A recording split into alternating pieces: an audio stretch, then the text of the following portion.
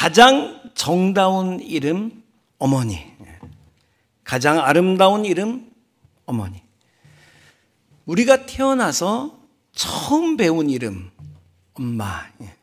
학교 갔다 돌아오며 제일 먼저 불렀던 이름 엄마. 길을 걷다 넘어져 울 때 불렀던 이름 엄마. 시집간 딸이 친정에 찾아와서 찾는 이름 엄마. 인생살이 힘들고 괴롭고 외로울 때 조용히 불러보게 되는 이름 어머니. 전쟁터에서 총에 맞아 죽어가면서 마지막 부르는 이름 어머니. 세월호 침몰할 때 학생들이 마지막 부른 이름 엄마. 우리가 더 많이 배우면 배울수록 상대적으로 부모님은 더 무식하게 보이게 될 겁니다. 여러분이 점점 더 세련되면 세련돼질수록 부모님은 점점 더 촌스럽게 보일 수 있습니다. 부모님이 연세가 들어가면서 점점 더 총기도 흐려지고 실수도 많아지실 거예요. 어떤 새 아들이 어버이날을 맞아서 시골에 계신 어머니께 특별한 선물들을 보내드렸어요. 자수성가한 큰아들은 어머니께 새 집을 사드렸어요. 둘째는 새 차를 사드렸어요. 막내는 홀로 되신 어머니 심심하실까 봐 말상대하라고 값비싼 게 고급 앵무새를 선물로, 워낙 사는 게 바쁘다 보니까 직접 갖다 드리지 못하고 주문 배달해드렸습니다. 며칠 후에 새 아들에게 엄마로부터 편지가 날아왔어요. 장남이 사준 집은 너무 커서 종일 청소하느라고 힘만 드는구나. 둘째가 사준 차는 운전도 못하는 내게 무슨 소용이냐. 역시 막내가 용케요. 어미가 좋아하는 것을 알아주는구나. 그 닭 맛있게 먹었다. 이렇게 삼계탕에 먹었어요.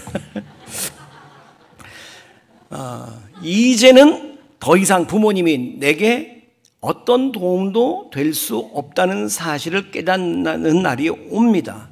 근데 여러분, 바로 그때가 오늘 여기 이 자리까지 내가 오게 해주신 그 부모님께 보답해야 할 때가 아니겠습니까? 부모님께서 실수를 하셔도 우리가 어렸을 때 부모님 앞에 숱한 실수를 했을 때 부모님께서 참고 키워주셨으니까 우리도 참아야 됩니다. 부모님이 거동이 불편하실 때 우리가 걷지도 못하고 앉지도 못했던 그때에 나를 안아서 키워주시고 내가 숟가락도 못 들 때에 떠 먹여주셨던 그 어머니 아버지 생각하면서 우리도 그렇게 모셔야 됩니다. 몸 불편하신 부모님 옷 입혀드릴 때에 내가 내 옷 못 입을 때 부모님이 나를 옷 입혀주시고 키워주신 것을 생각하며 불평 없이 해야 합니다. 부모님이 이부자리에 대소변을 보았다 할지라도 우리가 어렸을 때에 이불에 대소변 본 것을 진자리 마른 자리 다 갈아주셨던 부모님 생각하며 우리도 그렇게 해야 됩니다. 성경은 말씀하십니다. 잠언 23장 22절 말씀, 우리 함께 잠언 23장 같이 시작. 너를 낳은 아비에게 청정하고 내 늙은 어미를 경히 여기지 말지니라. 지나간 조크 중에서 하늘의 별 따기보다 어려운 거 4가지. 하늘의 별 따기보다 어려운 거 뭐 있어요? 잘 모르시네. 하늘의 별 따기보다 어려운 거 첫째, 하늘의 별 달기래. 그렇죠? 별 따는 것보다 다는 게 더 어려워요. 두 번째, 중머리에 똑딱핀 꼽기. 그래, 중머리에 똑딱핀 어떻게 꼽겠어요? 세 번째, 앙드레 김에게 검은 옷 입히기래. 앙드레 김 디자이너가 늘 하얀 옷 입었거든요. 검은 옷 입히기. 그래, 마지막으로 장가간 아들 4편 만들기래요. 저는요, 그 얘기 들으면서 이런 생각을 했어요. 저는 불효의 책임이 며느리에게 더 있다 생각을 해요. 어떤 아들이 부모님한테 불효하고 싶은 아들 거의 없어요. 근데 아내가 협조를 안 해주는 거예요. 근데 이게 아내가 협조를 안 하는데 아들이 혼자 할 수가 없는 거예요. 여성분들 잘 생각하세요. 왜 우리가 늙으신 부모님께 또 시부모님께 처가 부모님께 효도해야 됩니까? 첫째는 그분 아니면 우리의 존재 자체가 불가능했어요. 아니, 내가 그렇게 사랑하는 우리 아들, 딸, 눈에 넣어도 아프지 않을 아들, 딸이 존재 자체가 불가능했잖아요. 그러니까 부모님께 효도해야 됩니다. 두 번째, 하나님 말씀에 순종하고 약속하신 그 복을 누리는 길이기 때문에 그렇습니다. 에베소서 6장 2절 3절, 에베소서 잘 아는 말씀, 시작. 내 아버지와 어머니를 공경하라. 이것은 약속에 있는 첫 계명이니. 여러분 아시죠? 하나님께서 모세를 통해서 십계명을 주실 때에 두 돌판에 새겨 주셨어요. 한쪽 돌판은 하나님과 인간 사이에서 지켜야 할 계명 4가지.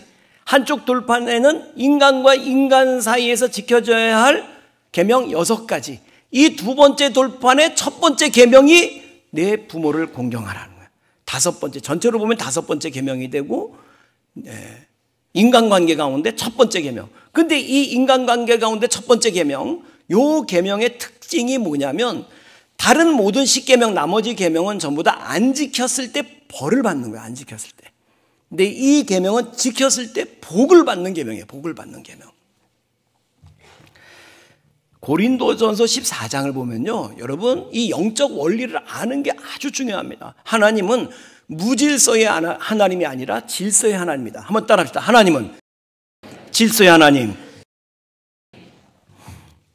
주님께서 복을 주실 때 그냥 아무나 받아라 막 이렇게 던져주시는 게 아니고 하나님은 계통을 따라 질서 있게 복을 주신다. 부모를 통해서 자녀들을 축복하시고 선생님을 통해서 학생들을 축복하시고, 그러니까 학생들은 좋은 선생님 만나는 게 그게 복인 거야. 그게 복인 거야. 그리고 여러분 백성에게 복을 주시고자 할 때는 좋은 왕을 주시는 거예요. 그러니까 왕을 통해서 백성을 복 주시는 거예요. 그리고 목사, 주의 종을 통해서 성도들에게 복을 주시는데, 그러니까 하나님은 어떤 통로를 사용하시는 거예요. 통로를, 축복의 통로를. 근데 그 통로가 막히지 않도록 하는 것이 아주 중요합니다. 오늘 본문 노아 홍수 직후의 이야기입니다. 노아 시대 큰 홍수가 한번 휩쓸고 지나가고, 그리고 노아가 포도나무를 심었어요. 거기에 포도가 주렁주렁 열렸고 노아가 그것으로 포도주를 담아 마셨습니다. 근데 노아 할아버지께서 좀 과음을 하셨습니다. 사람이 술 취하면 주사가 나와요. 주사.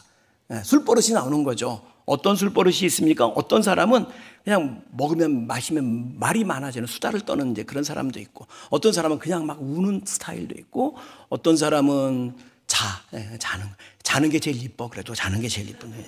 근데 노아 할아버지 주사는 뭐였냐면 벗었어. 이렇게 스트립형이야, 스트립형. 그러니까 근데 그 상의만 벗었어도 좀 나은데 하체를 본전이 다 드러나도록 벗어버린 거야.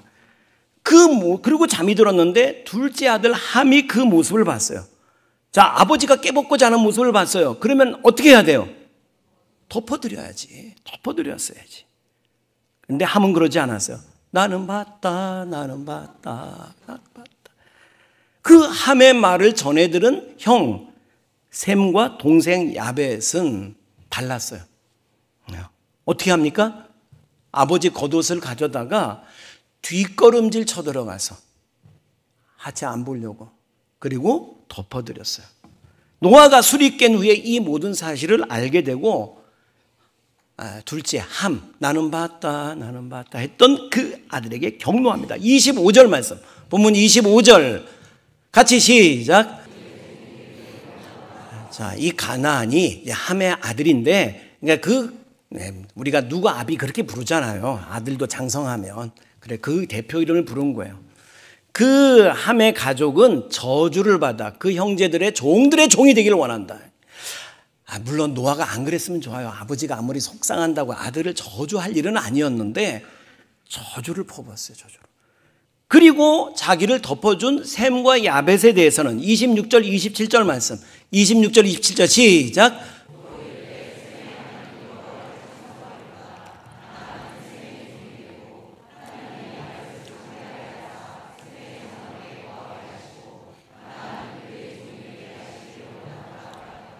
이렇게 했어요. 근데 중요한 것은 아버지가 말한 대로 됐다는 거예요. 역사가 그걸 보여주는 거예요. 성경의 역사에서. 결국 가나안은 그 형제들의 종이 되게 됩니다. 여러분, 노아뿐만 아니라 성경에 보면 아버지가 아들을 축복하는 많은 장면들이 나오는데, 아브라함이 이삭을, 이삭이 야곱을, 야곱이 12아들을, 창세기 49장에 보면 12명의 아들이 있었어요. 12명을 하나하나 축복을 해주는데, 여러분 놀라운 것은 아버지가 축복한 대로 그 후손들이 살아가는 거예요. 후손들이. 그러니까 뭐냐면 하나님께서 자녀를 축복하는 권세를 아버지에게 줬다, 그 말이에요. 아버지에게. 그리고 어머니가 위하여, 그러니까 자식을 위해서 눈물로 기도하는 어머니가 절대로 잘못되지 않는다. 그러니까 여러분, 부모님께서 여러분을 전심으로 축복해 줄 마음이 들게 하는 자녀가 되는 것이 너무나 중요해요.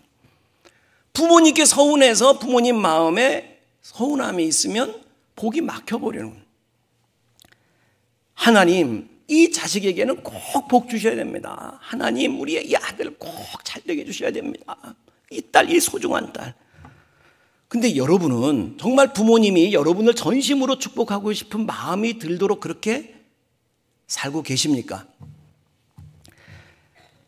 유치부에 다니는 한 꼬마가 유치부에 이제 주일날 교회 갔다 와가지고는 유치부에서 배운 10계명을 이렇게 엄마한테 암송하는 걸 이렇게 보여주려고 이제 자랑하는 거야, 자랑을.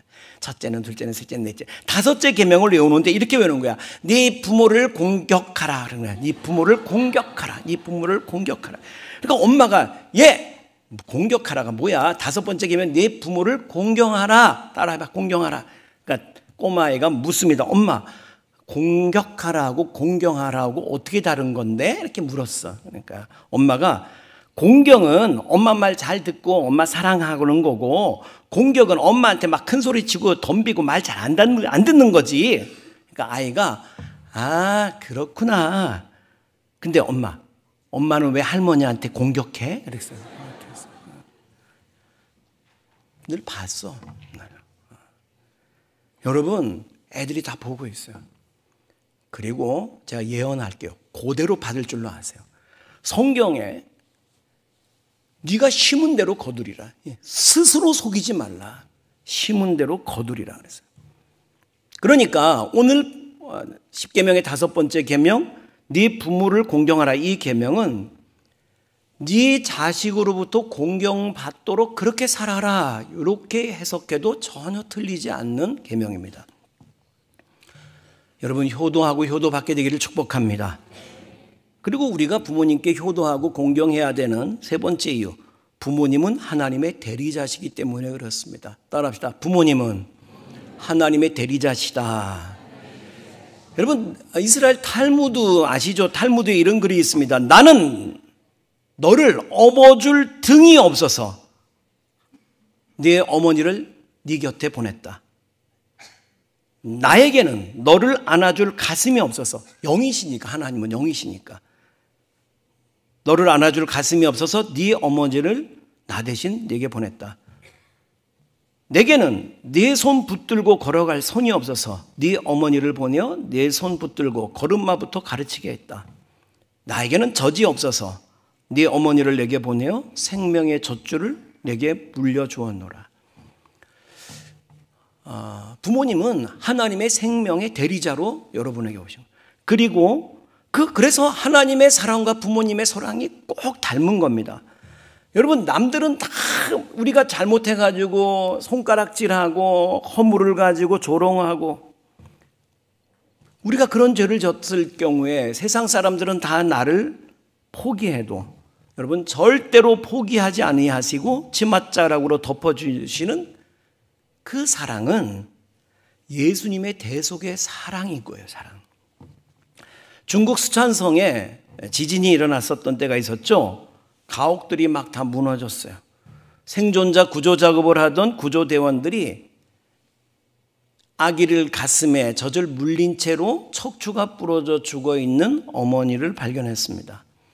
품에 안겨 있는 아기는 여전히 숨을 쉬고 있었어요. 아마 엄마가 너만은 제발 살아다오 하고 죽는 순간에도 젖을 물렸을 겁니다. 서둘러 아기를 안고 병원에 포대기에 차에 가져가려던 그 구급대원이 포대기 속에 휴대폰이 있는 것을 발견을 했어요. 봤더니 화면에 그 무너진 흙더미 속에서 척추가 부러진 어머니가 죽어가면서 마지막 남긴 메시지는 화면에 서 있는 거예요. 사랑하는 아가, 네가 살아나면 엄마가 널 죽으면서까지도 사랑했다는 사실을 기억해 주렴. 그 사랑 기억해 주렴. 근데 여러분 그거 아세요? 나는 우리 부모님께 그런 사랑 받은 적이 없어. 여러분이 가장 큰 부모님께 받은 사랑은 여러분이 기억 못할 때입니다. 그렇잖아요. 우리가 기억 못했던 것때, 내가 스스로 눈도 뜨지 못하고 밥도 떠먹지 못했던 기적이, 그 가장 큰 사랑은 그때 다 받은 거예요. 그리고 그것은 인간의 사랑이 아닙니다. 여러분, 본성적으로 인간은 이기적입니다. 여러분, 아무 값없이 누군가를 위해서 마냥 희생할 수 있는 그런 사람이 어디 있습니까?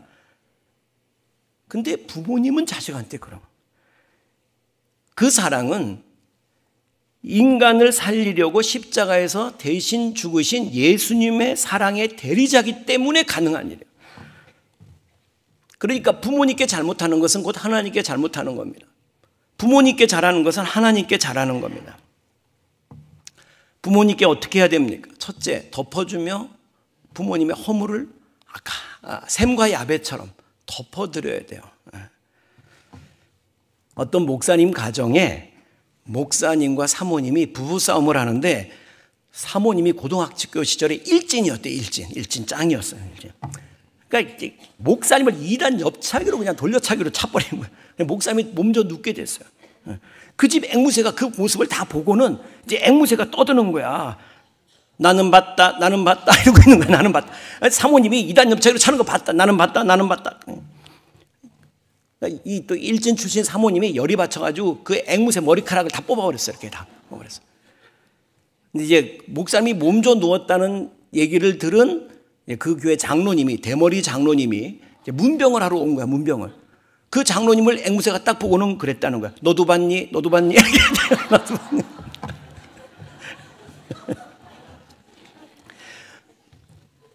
여러분, 남의 허물 들춰내기 좋아하는 사람 머리 다 뽑히는 수 있어. 근데 있잖아요, 함이 아버지의 부족함이었잖아요. 그거를 가려드리질 못하고 그걸 들춰내고. 여러분, 우리는 주님께로부터 덮어주시는 사랑을 입은 거예요. 은혜를. 모든 죄와 허물을 주님이 십자가 보혈로 다 덮어주셨어. 그리고 하나님의 자녀가 됐는데, 그렇다면 우리도 주님처럼 타인의 수치와 허물을 덮어줄 수 있어야 될 줄로 믿습니다. 처갓집 허물도 덮어주고, 시어머니 흉도 좀 덮어드리고, 덮어드리고 사는 성도가 되기를 축복합니다. 여러분, 성경을 보면 어떤 경우에도 부모님을 수미양가로 점수 매겨서 훌륭하고 너희한테 잘해준 부모님이면 공경해라, 이런 말이 절대 없어요. 그저 잘났든 못났든, 잘해줬든 못해줬든, 단지 너를 낳아주셨다는 그 이유 하나만으로 공경해야 된다는 거예요. 여러분 가운데 아버지하고 또는 엄마하고 관계가 막혀있는 분, 지금 좋지 않은 관계에 있는 분들, 꼭 관계를 회복하게 되기를 축복합니다. 아버지는 가정의 제사장입니다. 여러분, 자식의 입장에서는 어떻게든지 아버지 축복 받아내야 돼요, 여러분. 그래서 야곱이 아버지를 속이고 축복을 받은 거 아시죠? 속이고라도 받아야. 그리고 아버지도 목에 힘만 주려고 그러지 말고 자식들을 축복해야 되는 거예요. 노아가 그랬던 것처럼 저주해버리면 그놈 진짜 저주받으니까. 관계 회복해야 돼요. 게리 스멜리라고 하는 사람이 쓴 축복의 선물이라는 책에 헬렌이라는 여인의 이야기가 나옵니다. 어려서 아버지가 알코올 중독자였는데 하여튼 무자비한 학대를 받으면서 자랐어요, 이 여성이. 그래, 여성이니까 이제 장성해서 시집가면서 집을 떠나면서 다시는 아빠 안 보겠다 아주 다짐을 했어요. 헬렌이 그 후에 예수님을 믿게 되면서 신앙생활하면서 많은 게 바뀌었어요. 그런데도 여전히 변하지 않는 게 성격이었대. 성격. 까탈스럽고 비판적이고 예민하고 까칠하고. 그래서 이제 결혼을 하니까 자기 가족이 생겼잖아요. 근데 그 가족하고 원만한 관계를 못 이루는 거예요. 그리고 교우들과도 관계에서 자꾸 문제가 생기는 거예요. 근데 이걸 아무리 기도를 해도 해결이 안 되는 거예요. 그래, 목사님하고 상담하다가 알았어요. 거기 깊은 영적인 문제가 있다는 것을 알게 된 거예요. 아버지와의 관계가 깨져서 그게 문제의 뿌리였던 거죠. 그렇게 증오하던 아빠를 꼭 지가 닮아가는 거예요. 여러분, 사람이 사랑하는 사람과 미워하는 사람 공통점이 한 가지가 있는데 뭐냐면 계속 생각난다는 거예요. 사랑해도 생각나고 미워해도 생각나는데 문제는 생각나면서 닮아간다는 거예요. 자꾸 생각하는 그 사람을 닮아가게 돼. 증오하면서 닮아가는 거예요. 목사님께 어떻게 해결해야 되는지를 듣고 용기를 내서 아빠를 찾아갑니다. 현관에 서서 초인종을 누르면서 아빠를 어떻게 뵐 수 있을까? 뭐라고 말을 꺼내야 될까? 가슴이 벌렁벌렁 방맹이질을 하는 거예요. 근데 그때 아빠가 나왔어요. 깜짝 놀랐어요. 어려서 보았던 그 거인 같은 아빠가 아니었어요. 너무나 왜소하고 초라한 늙은이가, 노인이 눈앞에 서 있는 거예요. 같이 들어가서 거실에 앉아 어렵게 말을 꺼냅니다. 아빠, 사실은 아빠 그동안 아빠를 증오하며 살았어요. 아빠 용서해 주세요. 그러자 평생에 한 번도 눈물을 보인 적이 없는 아빠가, 한 번도 약한 모습을 보인 적이 없던 그 아빠가 우시더래요. 내가 너에게 그렇게 나쁜 아빠였구나. 내가 그렇게 많은 상처를 너에게 줬구나. 우시면서 미안하다. 용서해달라고 용서해달라고. 그래 그 아빠와 딸이 화해를 하게 돼요. 이제 아빠와 헤어질 시간, 이 딸이 자신도 모르게 아빠를 와락 안았어요. 아빠 사랑해요. 고백하면서 자기도 깜짝 놀랐대. 늘 아빠에 대한 증오심과 원한에 사로잡혀 살았는데 그러면서도 내 속에 아빠에 대한, 아빠의 사랑에 대한 그 갈망이 있었구나. 아빠 품에 안겨보고 싶은, 아빠를 그리워하는 그 마음이 내 안에 있었구나. 그리고 진심으로 용서를 하게 됐다는 거예요. 그리고 나서 성격이 바뀌었대요. 까칠했던 성격이 원만한 성격이 돼요. 사람을 품어 안아줄 수 있는 사람, 사랑을 표현할 수 있는 사람. 그러면서 가정도 화목해지고 인간관계가 화목해지고. 어떻게 그런 일이 일어났어요? 축복의 통로가 열린 거예요. 통로가. 아빠하고 문제가 해결되면서 통로가 열린 거예요. 하늘의 문이 열린 거예요. 여러분도 그렇게 되기를 축복합니다.